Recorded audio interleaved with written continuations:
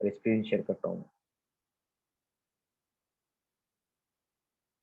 एक बार अगर कंफर्म कर देंगे आप लोग कि स्क्रीन आपको दिख रही है, विजिबल है स्क्रीन आपको, कंफर्म कर दीजिए एक बार।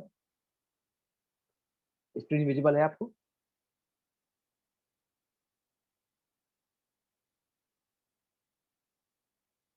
ठीक है। तो आज चैप्टर नंबर हम 15 करने वाले हैं, जिसका नाम है पुरुषोत्तम योग।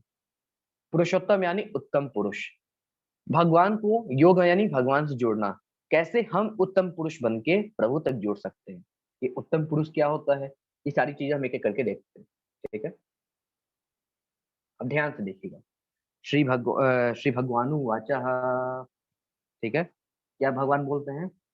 उधर्व मूल मदः शाखम अस्त अस्वतथम प्राहुर्वयम् छंदांसि यस्य पर्णानि यस्तम वेद स वेदवित्। अब यहाँ पे भगवान क्या करते हैं? श्री भगवान ने कहा जाता है कि एक शाश्वत अश्वत्थ वृक्ष है, जिसकी जड़ें तो ऊपर की ओर है और शाखाएं नीचे की ओर, तथा पत्तियां वैदिक स्रोत हैं। जो इस वृक्ष को जानता है वह वेदों का ज्ञाता है। तो यहाँ पे देखिए, यहाँ पे भगवान कहते हैं, हे अर्जुन, ये जो संसार है ना, वो किस प्रकार से है? ये संसार एक उल्टा वृक्ष है, उल्टा पेड़ है। उल्टा पेड़ मतलब कि इसकी जो जड़ें हैं वो कहाँ की ओर है? मेरी ओर है। और इसकी जो शाखाएं हैं वो नीचे की ओर है। इसकी जो जड़ कहाँ है? भगवान की ओर है। और शाखाएं कहाँ है? नीचे की ओर, संसार की ओर है। ये शाखाएं की जो शाखा है यानी ब्रांचेस है, ठीक है, जो ब्रांचेस है वो सब क्या है? माया है। और जो उसके पत्ते हैं वो वैदिक स्रोत हैं यानी धर्म ग्रंथ है। जो जितने भी आपके शाखाएं यहाँ पे दिख रही हैं, जितनी भी शाखाएं दिख रही हैं, ये सब क्या है? ब्रांचेस है। और ब्रांचेस या शाखा ये सब माया है। हम कह सकते हैं 84 लाख योनि है ये। और जो वैदिक स्रोत पत्ते हैं वो धर्म ग्रंथ है। उनको पढ़ के हम इस संसार रूपी वृक्ष से मुक्त हो सकते हैं। तो यहाँ पे भगवान कहते हैं कि एक ऐसा शाश्वत वृक्ष है संसार, उल्टा वृक्ष है, जिसकी जड़ें ऊपर की ओर है और नीचे की ओर उसकी टहनियां हैं। टहनी 84 लाख योनियों को दर्शाता है। और उसके जो पत्ते हैं वैदिक स्रोत को दर्शाता है। जो इस वृक्ष को जानता है वह वेदों का ज्ञाता कहलाता है। ऐसा यहाँ पे भगवान श्री कृष्ण यहाँ पे बोलते हैं। ठीक है, यहाँ से थोड़ा सा मैं और एक्सप्लेन आपको करना चाहूंगा। यहाँ पे प्रभुपाद जी भी कहते हैं कि जो व्यक्ति इस भौतिक जगत के बंधन की तुलना, इस देखिए भगवान कृष्ण यहाँ पे जो भौतिक जगत का जो बंधन है, ठीक है, उसकी तुलना किससे किए हैं? अश्वत्थ के वृक्ष से। जो व्यक्ति सकाम कर्मों में लगा है, उसके लिए इस वृक्ष का कोई अंत नहीं है। वह एक शाखा से दूसरी में और दूसरी से तीसरी में घूमता रहता है। इस जगत रूपी वृक्ष का कोई अंत नहीं है। और जो इस वृक्ष में आसक्त है, उसकी मुक्ति की कोई संभावना नहीं। वैदिक स्रोत जो आत्म उन्नति के लिए है, वही इस वृक्ष के पत्ते हैं।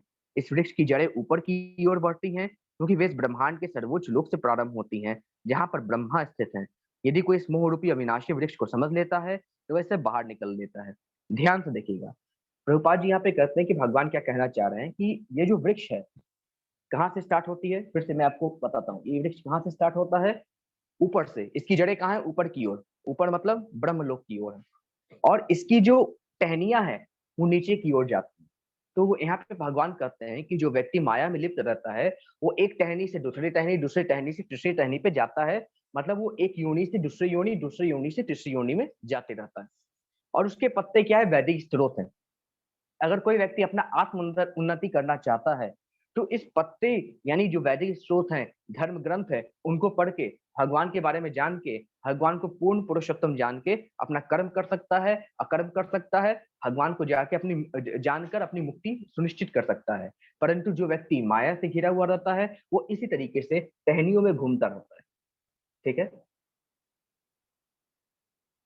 तो जो कि मैंने आपको यहाँ पे बताया किस प्रकार से प्रभुपाद जी ने कहा है कि ये जो वृक्ष है कि इसकी तुलना सकाम कर्म से कैसे की गई है। अगर हम सकाम कर्म करते रहेंगे, अकर्म नहीं करेंगे, भगवान को याद नहीं करेंगे, तो निश्चित रूप से है हम इस भौतिक जगत में पड़े रहेंगे, माया में घूमते रहेंगे, एक टहनी से दूसरे टहनी पे जाते रहेंगे।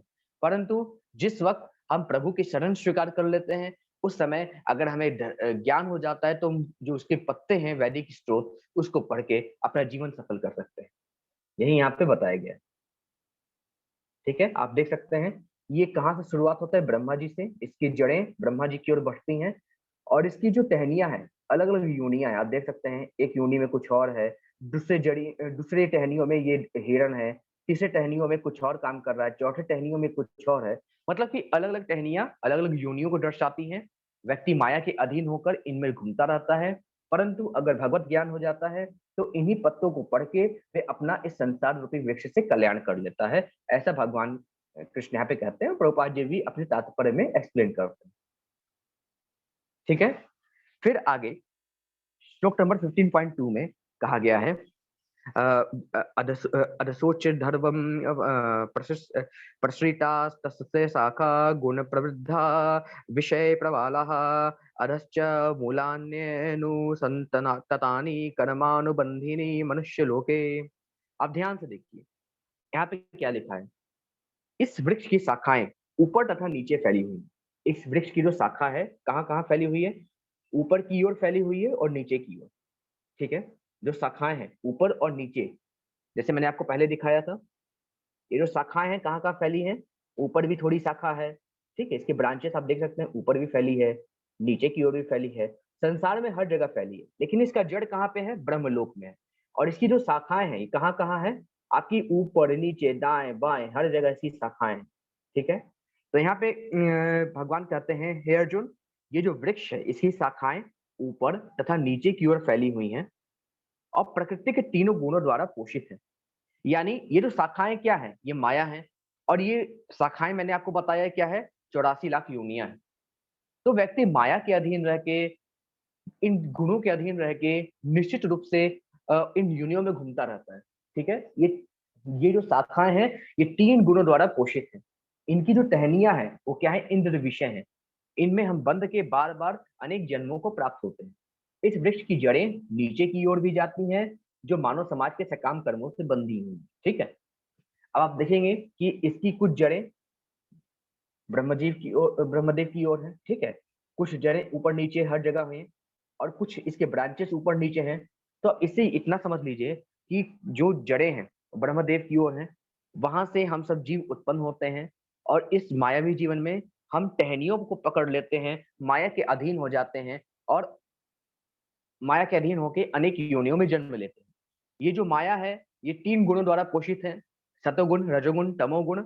अगर इनको लांग के भगवान की भक्ति से हम इनको लांग लेते हैं और वैदिक स्त्रोतों को पढ़ के, यानी इनके पत्तों पे ध्यान लगा के अगर हम वैदिक स्त्रोतों को पढ़ते हैं, भगवान के द्वारा ज्ञान जान पाते हैं, तो निश्चित रूप से हम भगवान को प्राप्त कर सकते हैं, इसमें कुछ भी संदेह नहीं है। ठीक है, ये चीजें यहाँ पे बताई गई हैं और ये अच्छे से यहाँ पे बताई गई है। ठीक है, तो वृक्ष की टहनियां फिर से क्या है, इंद्र विषय है। क्या है, इंद्रिय विषय है। मतलब कि जो भी हम आसक्ति रखते हैं संसार में वो क्या है, वृक्ष की टहनियां है। और इसकी जड़ें क्या है, ब्रह्मलोक से इसकी जड़ें हैं। जड़ें मतलब सोर्स, जहां से हम लोग आए हैं, वो सब क्या है, इसकी जड़ें हैं। ठीक है, फिर आगे भगवान कृष्ण क्या कहते हैं, फिर आगे श्लोक नंबर 3 और 4 में कहते हैं, न रूपमस्य हेह तथोपलभयते नान्तो न चार्दिन च संप्रतिष्ठा अश्वत्थमेनं सुवीरूर्मूल मसंग शस्त्रेण दृढ़ेन छित्त्वा। श्लोक नंबर 3 है।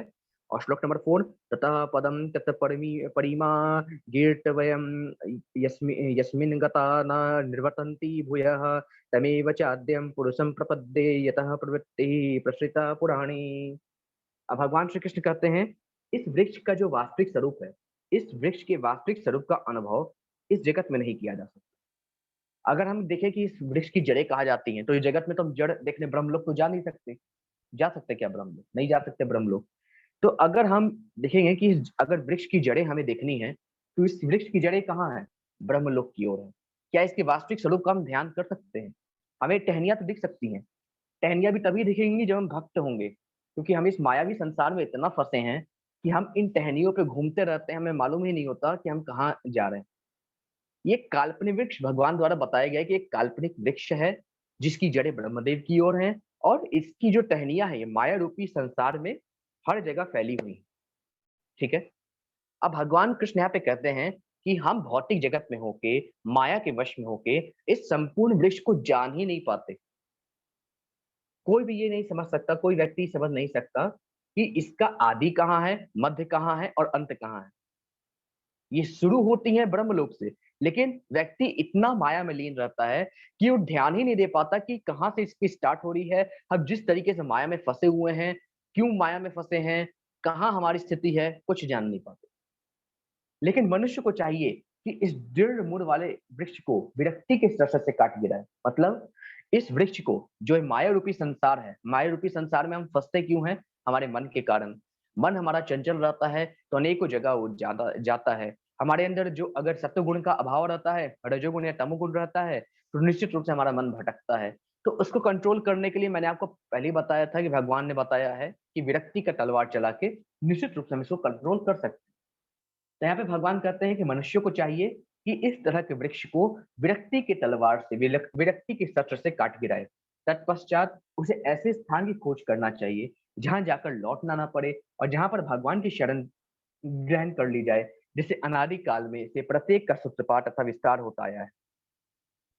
तो भगवान श्री कृष्ण यही कहते हैं, हे अर्जुन, इस मायावी संसार में फंसे हुए व्यक्ति को ये चाहिए कि इस माया से मुक्ति का प्रयास करे। इस माया से जब मुक्त हो तो एक ऐसे स्थान का खोजने का प्रयास करे जहाँ पे वो वापस जाकर दोबारा धरती पर ना लौटे, मतलब भगवत धाम पे जाने का प्रयास करे, उसके लिए शुद्ध भक्ति करे, भगवान की शरण ग्रहण करे और भगवान के धाम को जाने का इतना प्रयास करे कि भगवान के धाम चला जाए। उसके लिए शुद्ध भक्ति बहुत आवश्यक है। तो यहाँ पे इनडायरेक्टली भगवान कृष्ण कहते हैं कि आप शुद्ध भक्ति कीजिए। शुद्ध भक्ति से ही आप मेरे तक आ सकेंगे और इस संसार रूपी जो काल्पनिक वृक्ष है, इसको आप पार कर सकेंगे। ठीक है? और यही चीज़ यहाँ पे भगवान श्री कृष्ण भी कहते हैं। क्योंकि ये जो काल्पनिक वृक्ष है, ये माया है। अगर इसमें व्यक्ति फँस गया, तो फिर इसके निकलने में कई जन्म लग जाते हैं। भगवान वही कहते हैं कि मैं आपको बार-बार ज्ञान कराते रहता हूँ कि मैं कौन हूँ, परंतु आप उस अपॉर्च्युनिटी को, उस मौके को अ, लपकिए, उसको ग्रैब कीजिए और मुझ तक पहुँचने का प्रयास कीजिए। इस माया रूपी वृक्ष को काटिए और अपने आराध्य यानी मेरी शरण में आके और मेरे धाम को आइए। भगवान स्वयं यहाँ पे कहते हैं। ठीक है?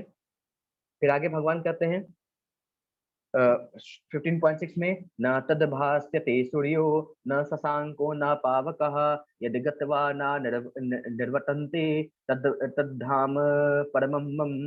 भगवान कहते हैं, हे अर्जुन, वह जो मेरा परम धाम है ना, वह ना तो सूरज से प्रकाशित होता है, न चंद्र से प्रकाशित होता है, न उसे प्रकाशित करने के लिए कोई बिजली की आवश्यकता है, न किसी अग्नि की आवश्यकता है। जो व्यक्ति वहां पे पहुंच जाता है, वो इस भौतिक जगत में लौटकर वापस नहीं जाता। भगवान कहते हैं, हे अर्जुन, वह मेरा जो परम धाम है ना, उसे प्रकाशित करने के लिए ना तो बिजली चाहिए, ना अग्नि चाहिए, ना चंद्रमा चाहिए, ना सूरज चाहिए। मेरे शरीर से निकलने वाली जो ब्रह्म ज्योति है, वही काफी है इस मेरे मायावी संसार को, मतलब कि मेरे जो आध्यात्मिक लोक है, उसको रोशन करने के लिए। वहां पे सूरज नहीं होता, वहां पे चांद नहीं होता, वहां पे अग्नि नहीं होती, वहां पे बिजली नहीं होती, परंतु मेरे शरीर के तेज से वो प्रकाशित होता है। और जो व्यक्ति वहां पे पहुंच जाता है, वो सदा वहां पे वास करता है, फिर उसका वापस आके धरती पर लौटना संभव नहीं है। ठीक है? फिर आगे भगवान कहते हैं 15.7 में, इस बद जगत में सारे जीव मेरे शाश्वत अंश हैं। भगवान क्या कहते हैं? इस जगत में, इस संसार में जितने भी जीव हैं, सभी के सभी भगवान के शाश्वत अंश हैं। बद्ध जीवन के कारण वह 6 इंद्रियों के कारण घोर संघर्ष कर रहे हैं, जिसमें मन भी सम्मिलित है। भगवान कहते हैं, हे अर्जुन, इस बद्ध जगत में जितने भी जीव हैं, सभी मेरे शाश्वत अंश हैं, मुझसे ही उत्पन्न हुए हैं।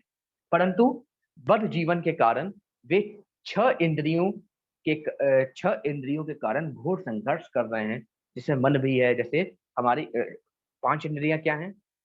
हमारा नासिका, आँख, कान, जिह्वा और त्वचा, और छठा क्या है? मन।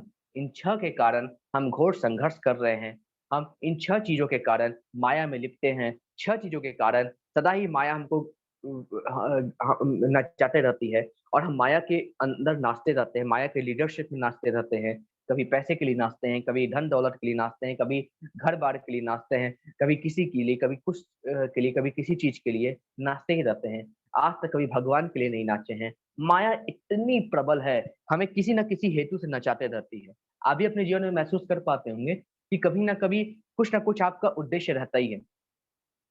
चाहे नौकरी करके ज़्यादा धन कमाने का हो, चाहे ज़्यादा अन्न लाने का हो, अगर आप फार्मर हैं तो ज़्यादा अन्न उगाने का हो। फिर कोई ना कोई एक ऐसी माया है, जो हमें नचाते रहती है और हम नाचते रहते हैं। लेकिन ये हमको याद नहीं पड़ता कि हम भगवान को याद करने के लिए कब नाचे हैं। भगवान को याद करने के लिए कब हम दौड़ के उनके पास गए हैं। कब हम अ, उनके लिए याद करके हम आँसू भी बहाए हैं। आज तक हमको याद नहीं। लेकिन हाँ, माया के पीछे हम रोज़, रोज़ हम सुबह उठ के नाचते रहते हैं। माया ठीक है, भगवान की माया है और संसार में रहने के लिए वो ज़रूरी है, परंतु लिमिट तक। अनलिमिटेड भी ये चीज़ें नुकसान करती हैं। वही भगवान यहाँ पे कह रहे हैं कि इस बद्ध जगत यानी वह जीवन जहाँ पे सारे इंसान बंधे हुए हैं 3 गुणों के कारण। तो इस बद्ध जगत में भगवान कहते हैं कि हम सब भगवान के शाश्वत अंश हैं, परंतु 6 इंद्रियों के कारण हम सब यहाँ पे बंधे हुए हैं। फिर आगे भगवान कृष्ण कहते हैं, इस संसार में जीव अपनी देहात्म बुद्धि को एक शरीर से दूसरे में उसी तरह ले जाता है, जिस प्रकार वायु सुगंधि को ले जाता है। इस प्रकार वह एक शरीर धारण करता है और फिर से उसे त्याग कर दूसरा शरीर धारण करता है। भगवान कहते हैं, हे अर्जुन, जब व्यक्ति किसी शरीर में होता है, तो उसकी समस्त यादें देहात्म बुद्धि के रूप में जब वो शरीर को छोड़ता है और दूसरे शरीर को धारण करता है, उस रूप में ले जाता है। जब तक बच्चा माँ के गर्भ में होता है, उसको समस्त जन्मों की चीजें याद रहती हैं, परंतु जैसे वो माँ के गर्भ से बाहर निकलता है, माया में आता है, तो वो सारी चीज़ों को भूल जाता है प्रभु की माया से। परंतु जब वो उस जन्म में से मुक्त होता है, दूसरे जन्म की ओर जा रहा होता है, तो ये सब कुछ उस जीवात्मा को सब कुछ याद होता है। जब उसे यातनाएँ दी जाती हैं, तो प्रत्येक जन्म की चीज़ें उसको याद होती हैं। जब वो माँ के गर्भ में होता है, प्रत्येक जन्म की चीज़ें उसे याद होती हैं। जिस जन्म में जाता है, उस जन्म की यादों को वो अपने साथ ले आता है। ये भगवान कहते हैं आत्मा का गुण है। जीवात्मा जिस प्रकार से वायु सुगंधि को ले जाती है, जब फूलों की ओर से होके जाती है, उसी प्रकार से आत्मा अपनी यादों को देहात्म बुद्धि के रूप में उठा के ले जाती है। ऐसा भगवान श्री कृष्ण यहाँ पे कहते हैं। फिर आगे भगवान कहते हैं, इस प्रकार दूसरा स्थूल शरीर धारण करके जीव विशेष प्रकार का कान, आँख, जीभ, नाक तथा स्पर्श इंद्रियाँ प्राप्त करता है, जो मन के चारों ओर संपुंजित है। इस प्रकार वह इंद्रिय विषयों के एक विशिष्ट समुच्चय का भोग करता है। भगवान कहते हैं कि इस तरीके से जीवात्मा नए-नए शरीर को धारण करती है, कभी पशु शरीर, कभी मनुष्य शरीर, कभी भूत-प्रेतों का शरीर, अलग-अलग शरीर मिलता रहता है। वो अपनी यादों को देहात्म बुद्धि के रूप में ढो के चलती रहती है, ठीक है? और या तो मनुष्य जन्म जब मिलता है व्यक्ति को, तो वो सारी चीज़ें भूल जाता है, जब तक माँ के गर्भ में रहता है तब तक उसको सारी चीज़ें याद रहती हैं। और इस प्रकार मनुष्य को अलग-अलग अंग मिलते हैं, फिर उस हिसाब से मनुष्य अपने इंद्रियों का भोग करता है, ठीक है? फिर आगे भगवान कहते हैं, उत्क्रामंतम स्थितम वापि भुजज्ञान नम वा गुणान्वितम विमूढ़ः नानुपश्यन्ति पश्यन्ति ज्ञान चक्षुषः। भगवान कृष्ण कहते हैं, मूर्ख ना तो समझ पाते हैं कि जीव किस प्रकार अपना शरीर त्याग सकता है, न वे समझ पाते हैं कि प्रकृति के गुण के अधीन वह किस तरह के शरीर का भोग करता है। लेकिन जिसकी आंखें ज्ञान से प्रशिक्षित होती हैं, वह यह सब देख सकता है।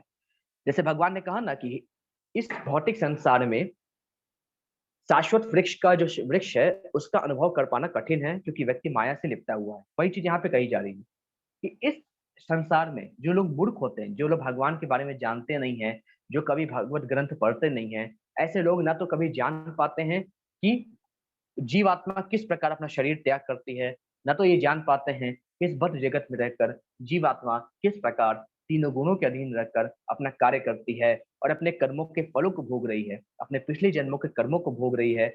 ये मूर्ख व्यक्ति जान नहीं पाता, परंतु जो व्यक्ति ज्ञानी है, वो निश्चित रूप से सब कुछ देख पाता है और समझ पाता है। ठीक है? फिर आगे भगवान कहते हैं श्लोक नंबर 11 में, आत्म साक्षात्कार को प्राप्त प्रयत्नशील योगी जन यह स्पष्ट रूप से देख सकता है, लेकिन जिसके मन विकसित नहीं है और जो आत्म साक्षात्कार को प्राप्त नहीं है, वे प्रयत्न करके भी यह नहीं देख पाता कि क्या हो रहा है। भगवान कहते हैं, हे अर्जुन, जो व्यक्ति आत्म साक्षात्कार को प्राप्त है, वो ये आत्म साक्षात्कार उसने कर लिया है, वो निश्चित रूप से देख सकता है कि क्या सही है, क्या गलत है, क्या मनुष्य के साथ हो रहा है, क्या नहीं हो रहा है। परंतु जो व्यक्ति आत्म साक्षात्कार को प्राप्त नहीं करता, जो व्यक्ति सदा ही माया में घूमता रहता है, वो व्यक्ति कितना भी प्रयत्न कर ले, कभी उसे भगवान के दर्शन नहीं होते, कभी उसे सच का मालूम नहीं चलता। वो ये मालूम ही नहीं चल पाता कि वो कर क्या रहा है इस संसार में आके। वो माया के वश में है कि नहीं है, वो मालूम ही नहीं चलता व्यक्ति को, अगर उसे भगवत तत्व का ज्ञान नहीं रहता तो। ठीक है? फिर आगे भगवान कहते हैं, हे अर्जुन, गामाविश्य च भूतानि धारयाम्य हमोजसा पुष्णामि चौषधीः सर्वाः सोमो भूत्वा रसात्मकः। अब भगवान श्री कृष्ण कहते हैं, हे अर्जुन, मैं प्रत्येक लोक में प्रवेश करता हूँ और मेरी शक्ति से सारे लोग अपनी कक्षा में स्थित रहते हैं। मैं चंद्रमा बनकर समस्त वनस्पतियों को जीवन रस प्रदान करता हूँ। भगवान कहते हैं, हे अर्जुन, मैं समस्त ब्रह्मांड में प्रवेश करता हूँ, समस्त लोकों में प्रवेश करता हूँ। जितने भी प्लैनेट्स अपने-अपने कक्षा में हैं, जितने भी आपके गैलेक्सीज़ अपने-अपने कक्षा में हैं, अपने-अपने जगह पर स्थित हैं और सूरज की ओर घूम रहे हैं, उनको वहाँ पे स्थापित करने वाला मैं ही हूँ। मैं ही चंद्रमा बनकर पृथ्वी पर वनस्पतियों को पोषित करता हूँ, जिससे अगर कोई व्यक्ति बीमार हो, तो उस चीज़ को लेके अपना स्वास्थ्य सही कर सके। भगवान ये चीज़ यहाँ पे करते हैं। फिर आगे भगवान कहते हैं, अहम वैश्वानरो भूत्वा प्राणिनां देहमाश्रितः प्राणापान समायुक्तः पचाम्यत्रम चतुर्विधम। अब भगवान कृष्ण कहते हैं, हे अर्जुन, मैं समस्त जीवों के शरीर में पाचन अग्नि वैश्वानर हूँ। जो पाचन जब हम खाना खाते हैं, तो वो जो एसिड हमारे खाने को पचाते हैं, वह ताकत जो हमारे खाने को पचा के छोटे-छोटे टुकड़े में डाल के कई एनर्जी हमारे शरीर में पहुँचाती है, वो अपने आप हो जाता है क्या? जब हम खाते हैं, तो लीवर कोई जूस छोड़ता है, स्टोमक में कई प्रकार के एसिड्स आते हैं, जो कि हमारे खाने को पूरी तरीके से खत्म करके जो उसके न्यूट्रिएंट्स हैं, वो हमारे शरीर को प्रोवाइड करते हैं। बाकी जो अनवांटेड वेस्ट हैं, वो हमारे गुप्त अंगों से निकल जाता है। तो ये जो पूरा मैकेनिज़्म बना है, कौन बनाया है? अपने आप बन गया क्या? ऑटोमैटिक है क्या? जो लोग कहते हैं भगवान नहीं है, तो इस सबसे अच्छा एग्ज़ाम्पल यही है कि ऑटोमैटिक सिस्टम कौन बनाया? भगवान ही बनाए हैं। भगवान स्वयं कहते हैं कि मैं समस्त जीवों के शरीर में जो पाचन शक्ति है, वैश्वानर वो हूँ और मैं प्रश्वास में रहकर 4 प्रकार के अन्न को पचाता हूँ। और जो हम साँस लेते हैं और हम लंग्स के थ्रू साँस लेते हैं, भगवान कहते हैं, जब व्यक्ति साँस लेता है और साँस में भी मैं रहता हूँ, जो श्वास है वो भी मैं ही हूँ और इस प्रकार पेट की जो ज्वाला अग्नि है, जो पाचन अग्नि है, उसमें रह के मैं 4 तरह के अन्न को पचाता हूँ। ठीक है? फिर आगे भगवान श्री कृष्ण कहते हैं, हे अर्जुन,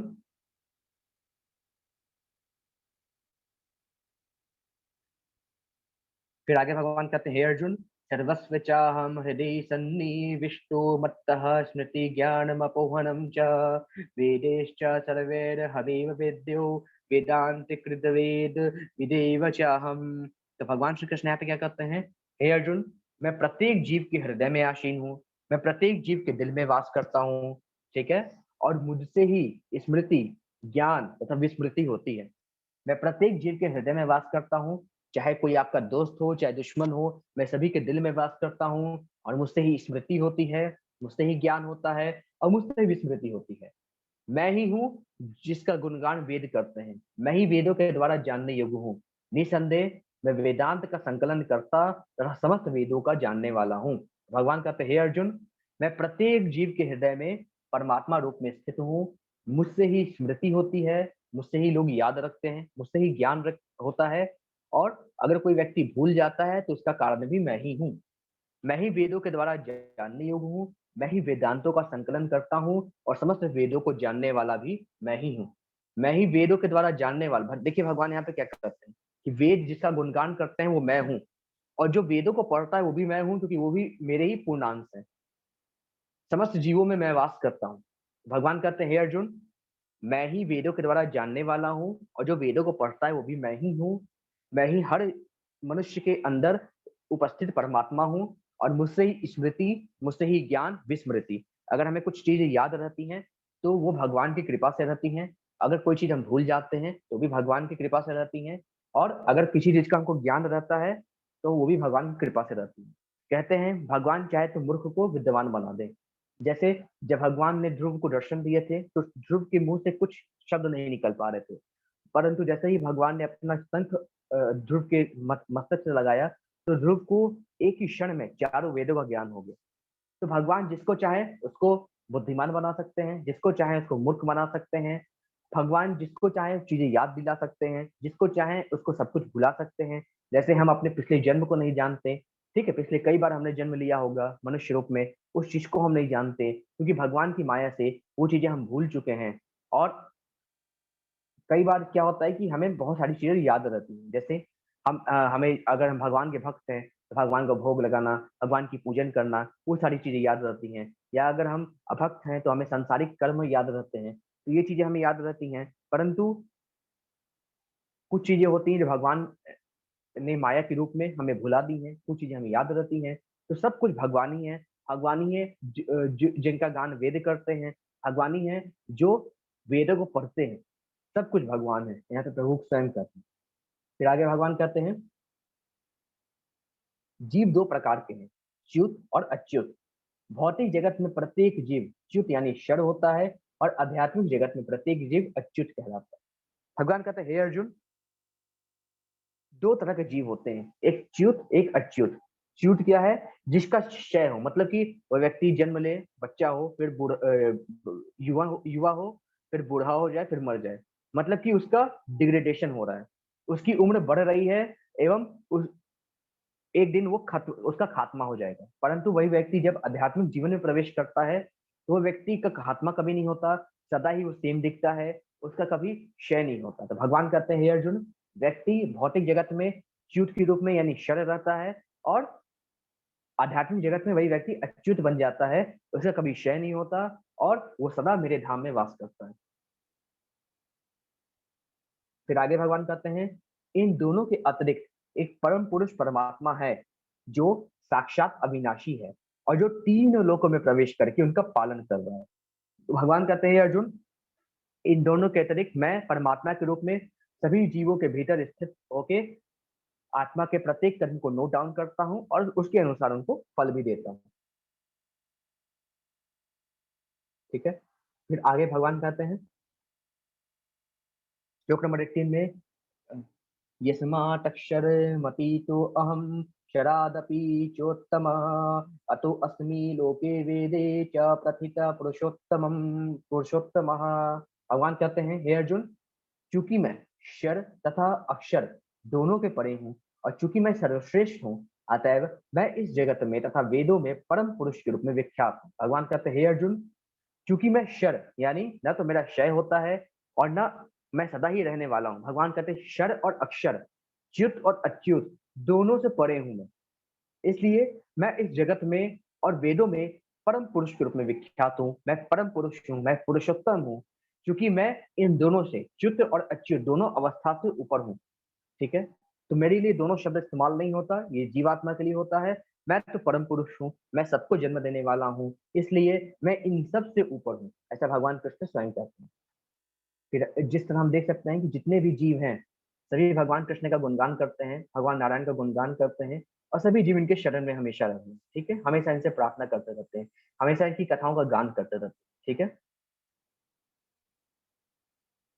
देख सकते हैं हम किस प्रकार से ब्रह्मा जी भगवान नारायण का ध्यान करते हैं, शिव जी निरंतर पार्वती मैया को भगवान कृष्ण की कथा सुनाते रहते हैं, उनकी अलग अलग अवतारों में, चाहे राम अवतार में हो, कृष्ण अवतार में हो, उनकी अलग अलग कथाएं सुनाते रहते हैं, जिसको अमर कथा भी कहते हैं। तो ऐसा कई जगह है जहाँ भगवान कृष्ण भगवान शिव ने माता को भगवान कृष्ण की कथा सुनाई है। ठीक है।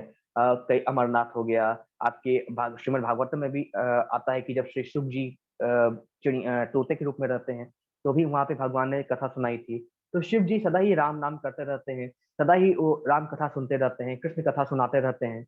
तो इस प्रकार से शिव जी बहुत बड़े भक्त है भगवान कृष्ण के। उनसे बड़ा भक्त पूरे समस्त ब्रह्मांड में कोई नहीं है। ये सिर्फ इस ब्रह्मांड नहीं, सैकड़ों ब्रह्मांड में शिव जी जैसा वैष्णव कोई नहीं है। इसलिए सदैव हमें शिव जी से प्रार्थना करनी चाहिए कि भगवान कृष्ण का भक्त हमको बनाए, उनकी भक्ति प्रदान करने के लिए हमारा मार्ग प्रशस्त करें। तो निश्चित रूप से शिव जी अवश्य सहायता करेंगे। वो एक गुरु के रूप में हमारी सहायता कर सकते हैं। वो इस प्रकार से सहायता करेंगे कि हम हरि भक्ति शीघ्रता से प्राप्त करें। वो हमें अवश्य निश्चित रूप से मार्ग प्रदान करेंगे, बस उनके शरण में जाने के लिए है। जब भी हम भगवान की भक्ति करें तो उनके बाद शिव जी की भक्ति अवश्य करें कि प्रभु को प्राप्त करने की प्रभु आप सहायक बने, क्योंकि शिव जी, जब कहा जाता है ना, जब ये भक्त के चरण पकड़ लेते हैं तो निश्चित रूप से हमारा उद्धार हो जाता है। जिस प्रकार से मगरमच्छ का हो गया जब उसने गजराज का चरण पकड़े थे, उसी प्रकार से अगर हम शिव जी की शरण पकड़ लें तो निश्चित रूप से प्रभु श्रीहरि की प्राप्ति हमें अवश्य हो जाएगी। इसलिए जब भी हम भगवान श्रीहरि की भक्ति करें उसके बाद शिव जी की अवश्य भक्ति करें, क्योंकि शिव जी के बिना श्रीहरि कभी नहीं मिल सकते। ये रामायण भी कहती है, ये भगवान कृष्ण स्वयं कहते हैं।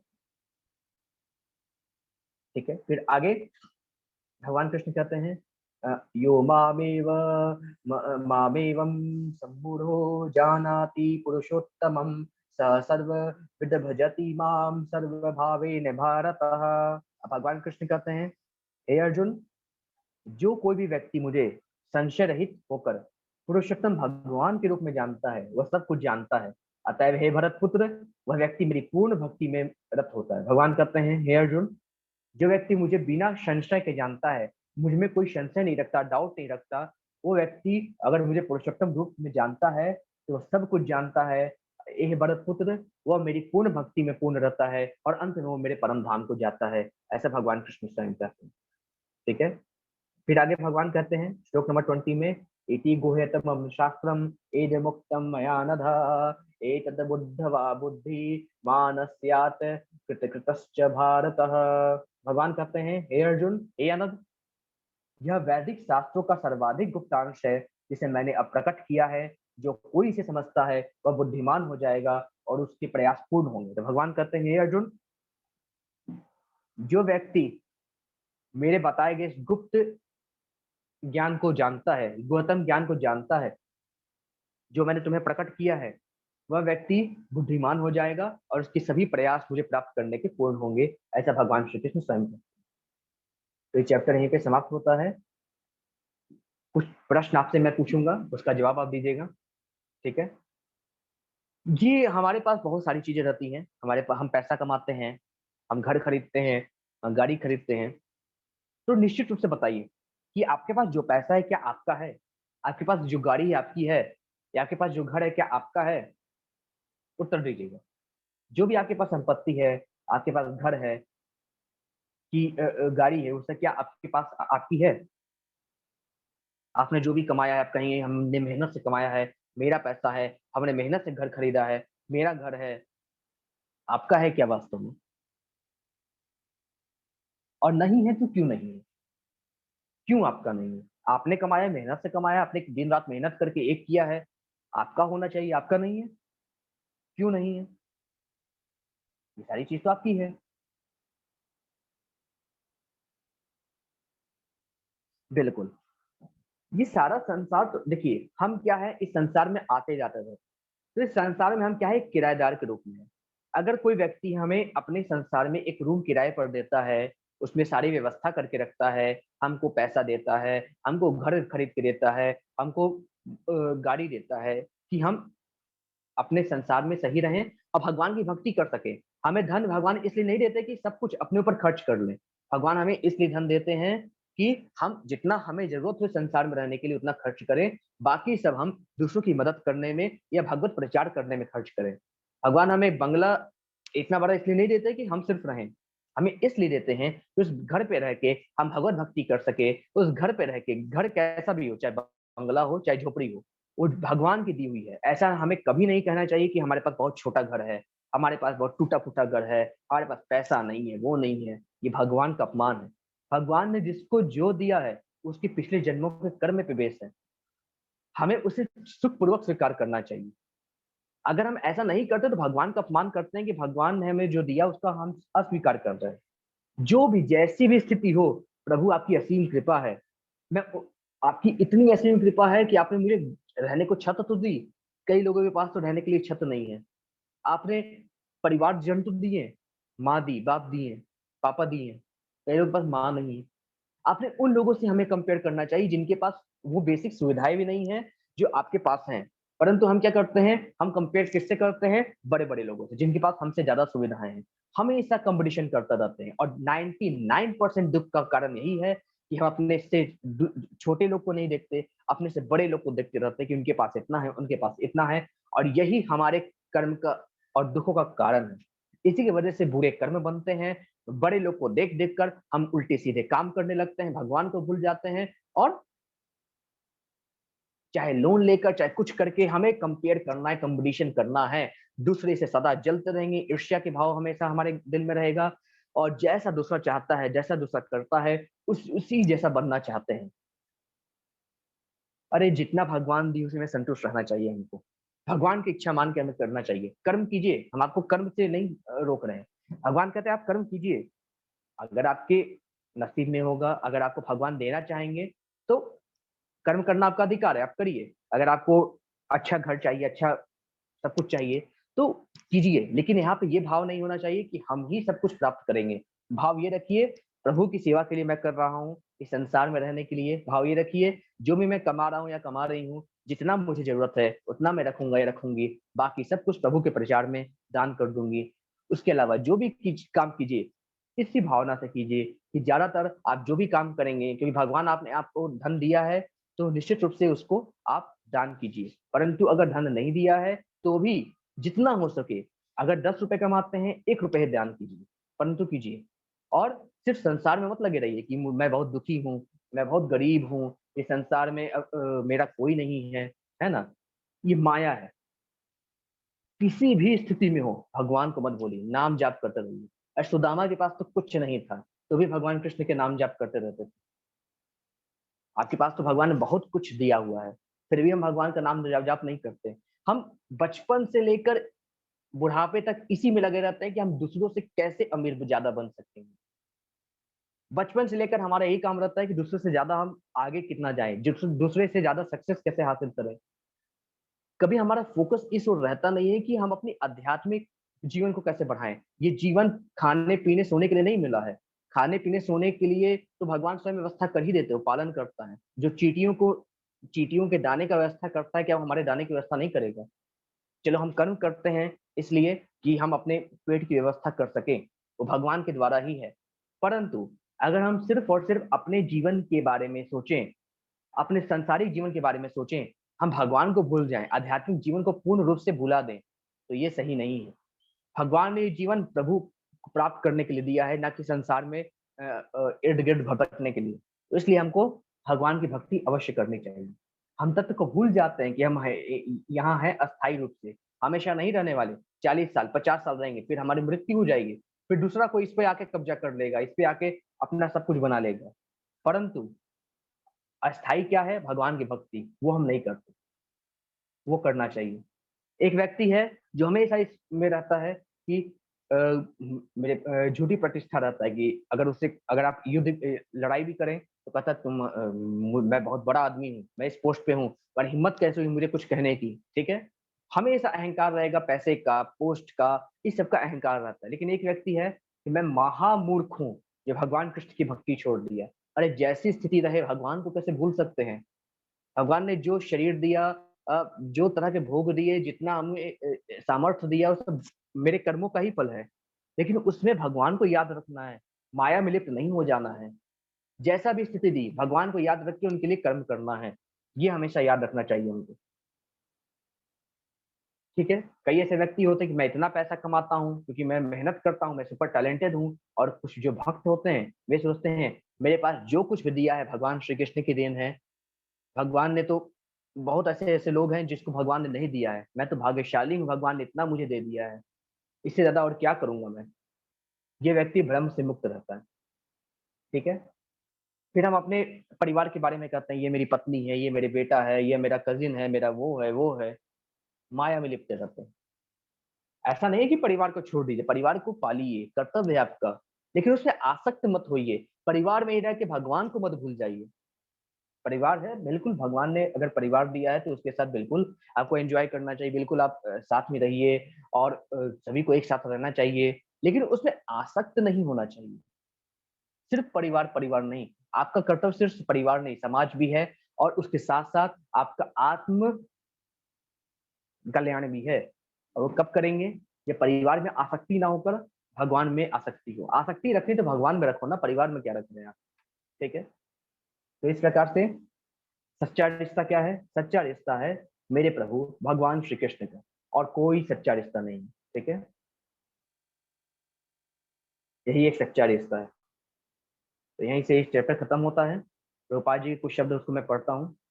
प्रभुपाद जी कहते हैं, जहां भी भक्ति होती है वहां भौतिक कल्मश नहीं रहता। भगवत भक्ति तथा स्वयं भगवान एक ही हैं। प्रभुपाद जी यहाँ भी कहते हैं कि देखिए, जहाँ भगवान भगवान की शुद्ध भक्ति होती है वहां पे कभी भौतिक कल्मश रहता ही नहीं। भगवान की भक्ति और भगवान एक ही है, दोनों अलग नहीं है, क्योंकि दोनों आध्यात्मिक है। भक्ति परमेश्वर की अंतरंगा शक्ति के भीतर होती है। जो भगवान की अंतरंगा शक्ति होती है ना, भक्ति उसके भीतर होती है। भगवान सूरज के समान है और अज्ञान अंधकार है। भगवान कैसे हैं? सूरज के समान। और अज्ञान क्या है? अंधकार। जहाँ सूरज विद्यमान है वहां अंधकार का प्रश्न ही नहीं उठता। अतएव जब भी प्रामाणिक गुरु के मार्गदर्शन के अंतर्गत भक्ति की जाती है तो अज्ञान का प्रश्न ही नहीं उठता। तो प्रभुपाद जी कहते हैं कि अज्ञान अंधकार है, भगवान प्रकाश के समान है। जहाँ पे भगवान की भक्ति रहती है वहां पे अंधकार रहता ही नहीं है। भगवान की भक्ति समस्त भौतिक कल्मश को दूर कर देती है। भगवान सूरज के समान है, अज्ञान अंधकार के समान है। और जहाँ सूरज विद्यमान रहता है अंधकार का प्रश्न ही नहीं उठता। तो जब गुरु के मार्गदर्शन में हम भगवान को जानते हैं तो हमारे अंदर का अंधकार दूर होता है और हम निश्चित रूप से प्रभु को जान पाते हैं। जैसे आप लगभग 15 दिन से भगवत गीता सुन रहे हैं, तो मुझे लगता है कुछ ना कुछ आपके अंदर का अज्ञान तो दूर हुआ होगा। आपके अंदर का अज्ञान दूर हुआ होगा, अंधकार दूर हुआ होगा। क्यों? क्योंकि भगवान की जो वाणी है वो प्रकाश के समान है। वो सभी व्यक्तियों के अंदर के अंधकार को अवश्य दूर करती है। ठीक है, तो जितने भी लोग हैं निश्चित रूप से कुछ ना कुछ आपको ज्ञान मिला होगा। आपके अंदर जो अज्ञानता थी वो चीजें दूर हुई होंगी अभी तक। ठीक है, वो सब किसकी कृपा है? भगवान श्री कृष्ण की। तो भगवान श्री कृष्ण एक प्रकाश के समान है, जो हर व्यक्ति जो उनको जानता है, जो उनको जानना चाहता है, उसके अंदर के सारे भौतिक कलमश को भगवान कृष्ण दूर कर देते हैं। फिर आगे प्रभुपाद जी कहते हैं, प्रत्येक व्यक्ति को चाहिए कि इस कृष्ण भावनामृत को ग्रहण करे और बुद्धिमान तथा शुद्ध बनने के लिए भक्ति करे। जब तक कोई कृष्ण को इस प्रकार नहीं समझता और भक्ति में प्रवृत्त नहीं होता, तब तक समान मनुष्य की दृष्टि में कोई कितना बुद्धिमान क्यों ना हो, वह पूर्णतया बुद्धिमान नहीं है। तो यहाँ पे प्रभुपाद जी कहते हैं, जो व्यक्ति भगवान कृष्ण की भक्ति नहीं करता, जो कृष्ण भावनामृत में नहीं है, जो भगवान का शुद्ध भक्त बनने का प्रयास नहीं करता, वह व्यक्ति कितना भी बुद्धिमान संसारिक उसको कह दे, कितना भी बड़ा साइंटिस्ट कह दे, वह व्यक्ति महामूर्ख है। क्योंकि वो व्यक्ति भगवान को जानने का प्रयास ही नहीं करता, भगवान के प्रति भक्ति नहीं करता। परंतु जो व्यक्ति, संसार उसको मूर्ख कहता है, परंतु वो व्यक्ति भगवान की भक्ति में लीन है, आध्यात्मिक जगत में समस्त व्यक्तियों में सबसे ज्यादा बुद्धिमान है। फिर आगे प्रभुपाद जी कहते हैं, अनद, यानी यहाँ पे अनद का उपयोग किया है भगवान ने अर्जुन के लिए। अनद मतलब हे निष्पाप। जब तक मनुष्य पाप कर्मों से मुक्त नहीं हो जाता तब तक कृष्ण को समझ पाना कठिन है। उसे समस्त कलमश, समस्त पाप कर्मों से मुक्त होना होता है, तभी वो समझ सकता है। लेकिन भक्ति इतनी शुद्ध तथा शक्तिमान होती है कि एक बार भक्ति में प्रवृत्त होने पर मनुष्य स्वयं स्वतः निष्पाप हो जाता है। ठीक है, तो प्रभुपाद जी यहाँ पे कहते हैं, हे अर्जुन, कोई भी व्यक्ति भगवान मुझे नहीं जान सकता जब तक वो पापों से युक्त रहता है। हम कहते हैं ना, भगवान को हम नहीं जान पा रहे हैं, भगवान कृष्ण के बारे में उल्टा सीधा बोलते रहते हैं। ठीक है, श्री राम के बारे में उल्टा सीधा बोलते रहते हैं, भगवान को जान नहीं पाते, उल्टे सीधे काम करते हैं। तो कारण ये है कि हमारे पास पाप बहुत है। भगवान कहते हैं, जो व्यक्ति पापी होता है, जो व्यक्ति के अंदर तरह तरह के कलमश होते हैं, वो व्यक्ति मुझे कभी नहीं जान पाता। हाँ, जब भक्ति में इंसान आता है, प्रभुपाद जी कहते हैं, जब व्यक्ति भक्ति में आता है तो निश्चित रूप से उसके सारे पाप स्वतः ही समाप्त हो जाते हैं और वो भगवान कृष्ण को जान पाता है। अगर आप लोग भी भगवान कृष्ण को जान पा रहे हैं तो कारण है कि आपने भगवान की भक्ति स्टार्ट की है और उसके कारण आपके अंदर की भक्ति, भगवान अपने प्रकाश के साथ आपके अंदर का जो अज्ञान है उसको भगवान नष्ट कर रहे हैं। और आखिरी में प्रभुपाद जी कहते हैं, सबसे महत्वपूर्ण बात जिस पर विजय पानी है वह है हृदय की दुर्बलता। जो भगवान ने कहा अर्जुन से चैप्टर नंबर 2 में, हे अर्जुन, तुम क्या बात कर रहे हो, तुम ये हृदय की तुच्छ दुर्बलता को त्याग दो। वही चीज भगवान प्रभुपाद जी यहाँ पे कह रहे हैं कि हमें जिस पर विजय पानी हो, क्या है? हृदय की दुर्बलता। पहला पतन प्रकृति पर प्रभुत्व जताने की इच्छा के कारण होता है। भगवान क्या रहते हैं, अचानक इच्छा होती है चलो संसार में घूम के आते हैं, भगवान कहते हैं जाओ घूम करो, और फिर हम यहाँ पे भटकते रहते हैं। दूसरा, हृदय की दुर्बलता है कि जब कोई अधिक प्रभुत्व जताने की इच्छा करता है तो वह भौतिक पदार्थ के स्वामित्व के प्रति आसक्त हो जाता है। इस संसार की सारी समस्याएं इन्हीं हृदय की दुर्बलताओं के कारण है। इस अध्याय के प्रथम 5 श्लोक में हृदय की इन्हीं दुर्बलताओं से अपने को मुक्त करने की विधि का वर्णन हुआ है और छठे श्लोक से अंतिम श्लोक तक पुरुषोत्तम योग की विवेचना हुई है। तो प्रभुपाद जी यहाँ पे कहते हैं कि अपने हृदय की दुर्बलता, जहाँ पे हमेशा इस संसार में कोशिश करते हैं कि हम दूसरों से आगे निकल जाएं, हम सबसे ज्यादा पैसे वाले हों, हम सबसे ज्यादा बुद्धिमान हों, हमेशा हमारा प्रयास रहता है, लेकिन कभी प्रयास नहीं करते हम सबसे ज्यादा भगवान की भक्ति करें, हम भगवान को पूजे, हम अपने आध्यात्मिक कल्याण के लिए प्रयत्न करें, ये कभी हमारा नहीं रहता। ये चीजें करनी चाहिए, हृदय की इन तुक्ष दुर्बलताओं को त्यागना चाहिए। और जैसा कि इस श्लोक के 5 श्लोकों में बताया गया है कैसे हम इस माया रूपी वृक्ष को काट के हम भगवान के पास जा सकते हैं, जो इन पत्ते जो वैदिक स्रोत हैं उनको पढ़ के हम भगवान तक जा सकते हैं। तो इस रूप से हमें कार्य करना चाहिए, तभी हम इस शाश्वत वृक्ष को हम काट के भगवान तक जा सकते हैं। ऐसा प्रभुपाद जी भी यहाँ पे कहते हैं। ठीक है, तो ये चैप्टर यहीं पे समाप्त होता है। हरे कृष्णा। अभी कोई लीव नहीं करेगा, अभी कुछ चीजें मुझे आपसे और शेयर करनी है। ठीक है, वो चीज जैसे मैंने आपको बताया था कि आपको मैं आज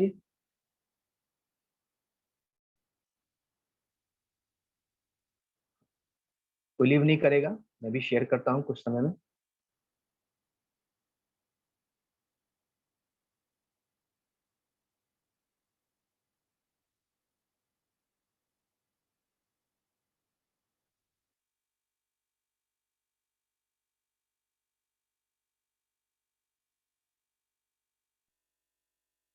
ठीक है, तो ध्यान से देखिएगा, जिस तरीके से आप लोग का क्लास चल रहा है, ठीक है, आप लोग ये भगवत गीता का क्लास चल रहा है, उसी तरीके से बच्चों का भी हम यहाँ पे क्लास रखते हैं।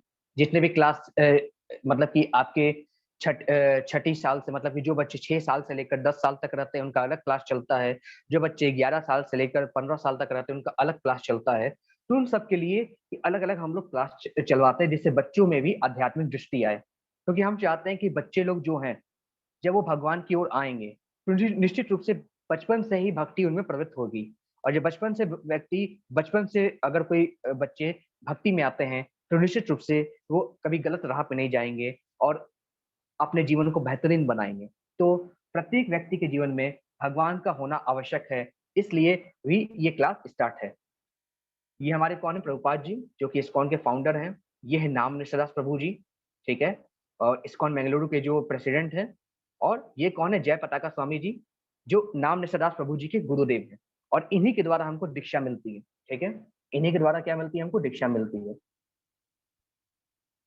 अब देखिए हम लोग का जो बैच है वो लगभग ये तो आपका मई 9 भी ठीक है, ये आपका जो जून से है, 13 जून से प्रारंभ हो रहा है। 13 जून से आपका नया बैच प्रारंभ हो रहा है, जहाँ पे 6 से 10 साल तक और 11 से 15 साल तक के जितने भी बच्चे हैं उन सबको हम यहाँ पे भगवत गीता पढ़ाते हैं। यहाँ पे क्या होता है, जो जैसे भगवत गीता आपको पढ़ाई जा रही है उन लोगों को उनके हिसाब से पढ़ाई जाती है। छोटे छोटे बच्चों को एक एक श्लोक के माध्यम से, जैसे उनको कई 4-5 श्लोक ले लिए गए, अब एक एक श्लोक के माध्यम से हम उनको धीरे धीरे करके हिंदी में बताते हैं कि भगवान क्या आप लोग उसे क्या कहते हैं, भगवान क्या कहते हैं, किस तरीके से जीवन जीना चाहिए। बच्चों के माध्यम से, बच्चों की भाषा में हमारे टीचर्स जो है उस प्रकार से बताते हैं। 18 दिन की फ्री क्लास चलती है, 1 घंटे का क्लास होता है, जहाँ पे अलग अलग तरह के बच्चे ज्वाइन करते हैं और भगवान के बारे में जानने की कोशिश करते हैं। इसमें क्या होता है कि जैसे अगर कोई बच्चा ज्वाइन करता है तो हम उनसे कहते हैं कि आप रोज एक श्लोक लर्न करके आइए, याद करके आइए। तो बच्चे याद करते हैं, तो स्टार्टिंग में सबसे पहले श्लोक रिसाइटेशन होता है। हर बच्चे श्लोक को बोलते हैं। अगर श्लोक नहीं बोल पाते तो बच्चे हरे कृष्ण कृष्ण कृष्ण हरे हरे, हरे राम राम राम हरे हरे, भगवान के कई मंत्र हम उनको सिखाते हैं, भगवान के बारे में बताते हैं। ठीक है, उनको भगवान से जोड़ने का प्रयास करते हैं कि बच्चे गलत चीजों से जुड़ने से बजाय भगवान से जुड़े, अच्छी आदतें जाने, भगवान की पूजा करने जाने, क्योंकि इस उम्र में अगर हम उनको भगवान की आदत डलवा दें तो आगे जाके उनको किसी भी तरह का दिक्कत का सामना नहीं करना पड़ेगा। क्लासेस में अलग अलग तरह के कॉम्पिटिशन भी होते हैं, कई तरह के ड्राइंग्स हम उनको देते हैं कि आप भगवान कृष्ण के ड्राइंग्स बना के आइए। कई तरह के एसेस भी हमको देते हैं कि आप भगवान कृष्ण के इस लीला पर ऐसे लिख कर आइए। कई तरह के वीडियोस हमको उनको दिखाते हैं, वीडियोस के माध्यम से भी हम बच्चों को पढ़ाते हैं। ठीक है, जहाँ पे भगवान कृष्ण की लीला बच्चों को वीडियोस बहुत पसंद आती है, तो भगवान कृष्ण के बारे में बचपन से वीडियोस उनको दिखाते हैं, जो भी बच्चे हमारे यहाँ आते हैं। ठीक है, और कई तरह की एक्टिविटीज होती है, अलग अलग तरह के इवेंट्स में फैंसी ड्रेस होता है, है ना? भजन संध्या होती है, यहाँ पे बच्चे आते हैं, भजन गाते हैं। हर एकादशी के दिन अगर कोई बच्चा अगर कोई एक चैप्टर पढ़ सकता है तो श्लोक रिसाइटेशन भी हम बच्चों का कराते हैं। बहुत सारी एक्टिविटीज़ होती हैं। कोई बच्चे स्टोरी बताना चाहते हैं तो भगवान के बारे में स्टोरी बता सकते हैं। उनका अटेंडेंस लगता है, उनके क्विज़ेस होते हैं और सभी बच्चों को एक सर्टिफिकेट भी दिया जाता है भगवद गीता का। ठीक है? के लैंग्वेज में हमारी क्लासेस होती हैं। ठीक है? इंग्लिश, हिंदी, तुलु, बंगाली, उड़िया, मराठी, गुजराती सभी लैंग्वेज में होती हैं। क्लासेस का टाइमिंग क्या रहता है? सुबह-सुबह 6 बजे, शाम को 4 बजे, शाम को 5 बजे, शाम को 7 बजे और रात को 9 बजे। ये 5-6 टाइमिंग रहती है और जैसा जिसका सूटेबल टाइम है, आप अपने बच्चों को जॉइन करा सकते हैं। ठीक है? आपके भाई होंगे, आपके सिस्टर्स होंगे, रिलेटिव्स होंगे, ठीक है? उनको आप शेयर कर सकते हैं या आपके अगर आप पेरेंट्स हैं, तो आप भी अपने बच्चों को जॉइन करा सकते हैं। ठीक है? और आप लोग जो क्लास कर रहे हैं यूथ का क्लास, तो आप लोग तो हैं ही इसमें, ठीक है? देखिए इस तरह से बच्चों का इंटरैक्टिव क्लास होता है। जितने भी बच्चे हैं, आप देख सकते हैं पेरेंट्स भी अपने बच्चे को लेकर बैठते हैं, ठीक है? तो अलग-अलग तरह के बच्चों का क्लास रहता है जहाँ पे हम लोग बच्चों को बहुत सारी चीज़ें यहाँ पे सिखाते हैं। बच्चे कई तरह के ड्राइंग्स बनाते हैं, ये सब बच्चों ने बनाए हैं ड्राइंग्स। भगवान कृष्ण के अलग-अलग ड्राइंग्स बनाते हैं बच्चे, जिससे कि वो सब जान सके कि भगवान कृष्ण कौन है, ठीक है? अलग-अलग तरह के ड्राइंग्स आप देख सकते हैं, कितने खूबसूरत ड्राइंग्स, कितने खूबसूरत चित्र बच्चे बनाते हैं, ठीक है? अगर कई स्टोरीज़ हम उनको लिखने के लिए बोलते हैं कि सुदामा कृष्ण पे स्टोरी लिख कर आइए, कृष्ण और अलग-अलग कृष्ण और अ अ, अन्य जो लोग असुर लोग का वध किए थे भगवान, तो उन पे स्टोरी लिख कर आइए, ठीक है? और कई तरह के भजन भी लिखने के लिए हम उनको बोलते हैं, तो ये सारी चीज़ें बच्चे लिखते भी हैं। ठीक है? और जैसे मैंने आपको बताया हर एकादशी को शाम को साढ़े 4 बजे भगवद गीता का चैंटिंग होता है। जो भी बच्चे इसमें पार्टिसिपेट करना चाहते हैं, वो अपना नाम देते हैं और उन बच्चों का जो बच्चों को गीता आती है, एक-एक चैप्टर का जो चैप्टर बच्चे को आता है, वो चैप्टर के सभी श्लोक बच्चे चैंट करते हैं। यहाँ पे भी पार्टिसिपेशन बहुत अच्छा होता है बच्चों का, ठीक है? जन्माष्टमी जब आती है, तो हम यहाँ पे श्लोका रिसाइटेशन कराते हैं, फैंसी ड्रेस कॉम्पिटिशन्स होते हैं, जहाँ पे लोग कृष्णा बनते हैं, कृष्ण का भजन कॉम्पिटिशन्स होते हैं, ठीक है? अलग-अलग तरह की चीज़ें हम यहाँ पे कराते रहते हैं बच्चों के लिए, ठीक है? फैंसी ड्रेस में इस तरह से बच्चे कान्हा बनते हैं, कई बच्चियाँ राधा बनती हैं, ठीक है? तो इस तरह की चीज़ें फैंसी ड्रेस कॉम्पिटिशन्स में भी होती हैं। और उसके बाद जैसे आप लोग जब लेवल 1 पूरा कर लेंगे तो लेवल 2 में जाएँगे, तो बच्चों का भी लेवल 2 होता है। तो जब बच्चे लेवल 2 में जाते हैं तो उनका संडे स्कूल हम करवाते हैं। हर संडे उनका जो आप कह सकते हैं कि हर संडे उनका क्लास रहता है जिसमें अलग-अलग टीचर्स उनकी क्लास लेते हैं, ठीक है? और वहाँ पे भी उनको मोरल वैल्यूज़ पढ़ाई जाती है। मोरल वैल्यूज़ हर बच्चे के लिए बहुत ज़रूरी होती है, जो कि भगवान कृष्ण से संबंधित रहती है। उन मोरल वैल्यूज़ को हम बच्चों को पढ़ाते हैं, जिससे उनको भगवान के बारे में और जानने की इच्छा हो और वो जान सके कैसे भगवान की जो टीचिंग्स हैं, हम अपने लाइफ में उतार सकते हैं। वो चीज़ें हम बच्चों को संडे स्कूल में करवाते हैं, ठीक है? तो ये क्लास स्टार्ट हो गया है 25th बैच का, ठीक है? आपका जो है रजिस्ट्रेशन स्टार्ट है, क्लास आपका 13 जून से स्टार्ट होगा। मैं यहाँ पे लिंक दे रहा हूँ,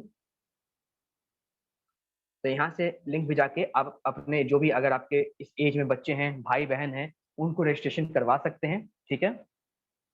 और भगवान से जोड़ सकते हैं। अगर किसी एक भी व्यक्ति को, किसी भी एक भी बच्चे को अगर भगवान से जोड़ते हैं तो उसका फल बहुत मिलता है। इसलिए अवश्य आप ये कार्य अवश्य करें। आपके आस-पड़ोस में हो, आपके रिलेटिव्स में हो, आपके कज़िन्स हों, आपके भाई-बहन हों, जो भी हों, अवश्य आप उनको जोड़ने का प्रयास करें कि भगवान से जुड़ें और भगवान के बारे में कुछ जानने की कोशिश करें। ठीक है? तो ये चीज़ें आपको बतानी थी, इसीलिए आपको आज शेयर किया था। हरे कृष्णा सभी को। ठीक है? तो अब अगर किसी का कोई प्रश्न है, कोई क्वेश्चन है, एक-एक करके आप हैंड रेज़ कर सकते हैं या अपने जो प्रश्न हैं चैट बॉक्स में लिख सकते हैं, तो आपके प्रश्न का उत्तर भी मैं दूँगा, ठीक है? हरे कृष्ण। हरे कृष्णा साक्षी माता जी। हरे कृष्णा गुरुजी। जी माता जी। ये जो अभी आपने बच्चों के बारे में बताया है ना, तो मेरी गुड़िया है अभी 4-5 के अंडर। तो जी। मैं इसका रजिस्ट्रेशन अभी करना चाहती हूँ, तो क्या मतलब हो सकता है इसका मतलब भई जैसे 6 की नहीं है तो मतलब ये तो नहीं हो जाएगा भई नहीं होना? नहीं ऐसा नहीं है, आप करा सकती हैं। बस ये है कि आप उनको सुनाइएगा, बिल्कुल सुनेंगे, तो आप करा सकती हाँ, हैं, कोई नहीं दिक्कत नहीं सब है। हाँ जी, ये करने में मतलब हाँ। थोड़ी एक्टिविटी ज़्यादा है इसमें मतलब मैच्योर इस लेवल की मैच्योर है इसको गाइड गायत्री मंत्र मैंने और भी अच्छा, काफ़ी अच्छा। चीज़ें मतलब इसको ज्ञान दिया हुआ है, तो अब ये बच्चा कैच कर सकता है, तो मैं चलिए इसको ठीक है, इसलिए बिल्कुल, ही बिल्कुल। अभी बिल्कुल करा सकते मतलब हैं माताजी। एज मैटर तो नहीं करती ना सर? मतलब ठीक है, आप 6 ईयर डाल लीजिएगा, कोई इश्यू नहीं है माताजी, ठीक है? उसमें खाली रजिस्ट्रेशन में ठीक आप 6 ईयर डाल दीजिएगा और आप रजिस्ट्रेशन करा लीजिएगा, ठीक है? तो ठीक है इसमें जी। जो भी टाइम सूटेबल आपको लगे, तो बिल्कुल अपने बच्चे को कराइए माताजी, बहुत इम्पोर्टेंट है और बच्चों के में संस्कार हाँ डालने के लिए जी, बहुत अच्छी क्लास है ये, ठीक है? हाँ जी। जो लिंक मैंने शेयर की है, आप उस लिंक से आप बिल्कुल कर सकते हैं रजिस्ट्रेशन। अभी कर रही हूँ गुरुजी मैं हाँ, बिल्कुल, रजिस्ट्रेशन। बिल्कुल। ठीक है, हरे कृष्ण। धन्यवाद सर, हरे कृष्ण। और किसी कोई प्रश्न है, कोई क्वेश्चन है तो हैंड रेज़ कर सकते हैं या अपने चैट बॉक्स में प्रश्न लिख सकते हैं। अ, अंश प्रभु जी कोई क्वेश्चन्स हैं? क्या क्वेश्चन है अंश प्रभु जी का?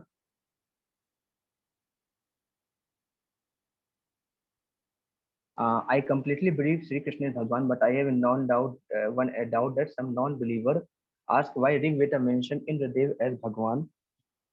Rig Veda mentioned two lists about Sadashiv ji and Krishna ji, where all Veda mention about Sri Krishna as supreme God. God, by the way, I have no doubt that Sri Krishna Purushottam.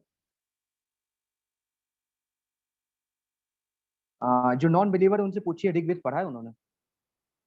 जो non believer है उनसे पूछिएगा प्रभु जी कि ऋग्वेद क्या उन्होंने पढ़ा है? क्या लिखा है ऋग्वेद में? ऋग्वेद में तो ये लिखा है, ऋग्वेद का कथन है कि परम पुरुष यानी भगवान कृष्ण के मन में संसार रचने की इच्छा आई। वो इच्छा पूरे दिशाओं में फैल गई, 10 दिशाओं में फैल गई, 10 दिशाओं में फैल के वो महाविष्णु बने। महाविष्णु से फिर अनेक ब्रह्मांड का सृजन हुआ। अनेक ब्रह्मांड में गर्भोदक शायद विष्णु जी के रूप में प्रविष्ट किए। उनके नाभि से कमल नाल निकला। ये सब ऋग्वेद में लिखा हुआ है। क्या ऋग्वेद उन्होंने पढ़ा है जो ये क्वेश्चन पूछते हैं? अब भगवान कृष्ण ने स्वयं भगवत गीता में कहा है, श्रीमद् भागवतम में कहा है। अब इसमें क्या डाउट है? फिर हम डाउट करते हैं।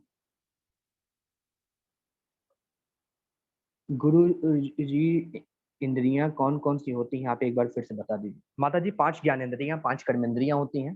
पहले हमारी जो ज्ञानेंद्रियां होती हैं जिनसे हम कोई भी चीज परसीव करते हैं, जैसे हमारे आंख, कान, नाक, जीवा और स्किन। 5 कर्मेंद्रियां, हमारे पैर, हाथ, जो कमर के नीचे का भाग है, ठीक है, वो हमारी जो मुंह है, बोलने का प्रयास करते हैं ना, वो होता है, ठीक है, और हमारी बुद्धि। ये सारी चीजें 5 कर्मेंद्रियां होती हैं। जी माता जी।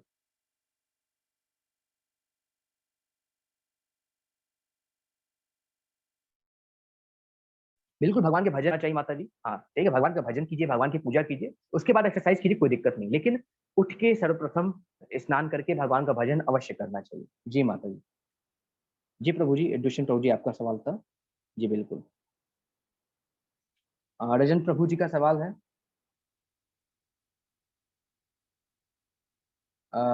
इस संसार में खाली हाथ आए तो खाली हाथ जाएंगे, इसलिए अच्छे कर्म करना चाहिए क्योंकि अच्छे कर्म ही लोग याद रखते हैं।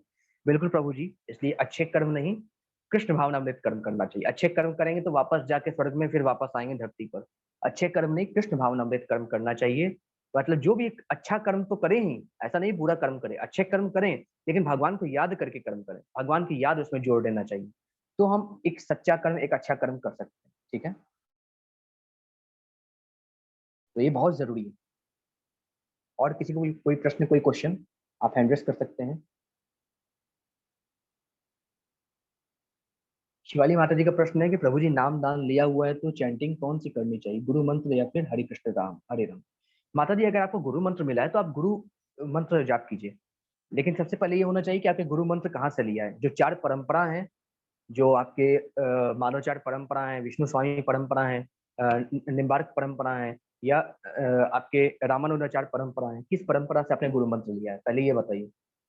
अगर इन 4 परंपरा से लिया है तो अपने गुरु पे पूर्ण विश्वास और निष्ठा रखिए और उनके द्वारा प्रदान किए गए गुरु मंत्र को जपिए। परंतु अगर आपने इन 4 परंपरा से नहीं लिया हुआ है गुरु मंत्र, तो आपको गुरु मंत्र लेना पड़ेगा, आपको दीक्षा लेनी पड़ेगी। और जब तक नहीं लेती है तब तक हरे कृष्ण महामंत्र का जाप आप कर सकती है। ये निर्भर करेगा कि आपने किस परंपरा से आपने गुरु दीक्षा ली हुई है। जी माता जी।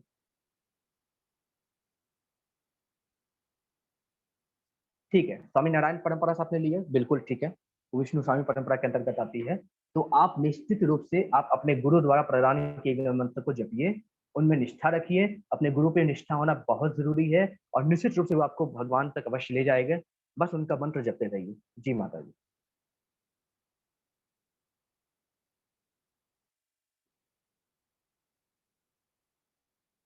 हरे कृष्ण। और कोई प्रश्न, कोई क्वेश्चन किसी को?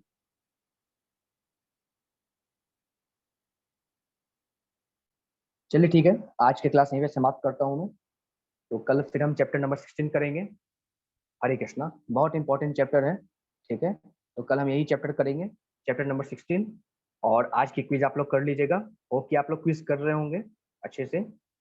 तो क्विज कर लीजिएगा, कोई डाउट हो तो आप मैसेज कर सकते हैं। ठीक है, हरे कृष्णा सब।